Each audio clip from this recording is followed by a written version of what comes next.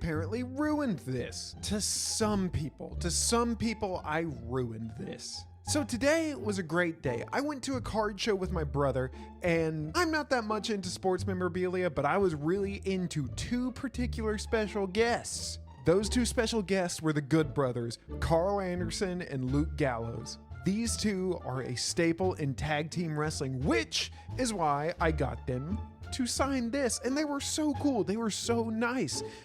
Just down-to-earth individuals who would give you the shirt off their back. However, this is not where our story ends. Now, what I'm about to show you will be quite shocking to some collectors, and if it is, kindly get over it.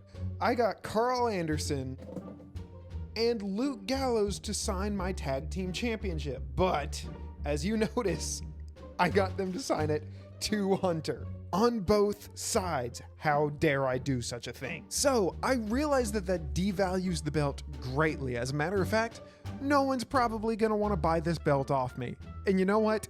Good. I am very sentimental about things. I asked them to sign it to Hunter to show them, hey, I'm a real fan. I'm not a reseller. I'm going to keep this. And to some people, who I will mention in a story momentarily, that was ludicrous. So after I got them to sign it and spent a good amount talking to them, by the way, if you're gonna go meet a wrestler, I highly suggest meeting a wrestler at an event that is not a wrestling event, because there was hardly any line I had to wait for to go up to them and get them to sign my belt.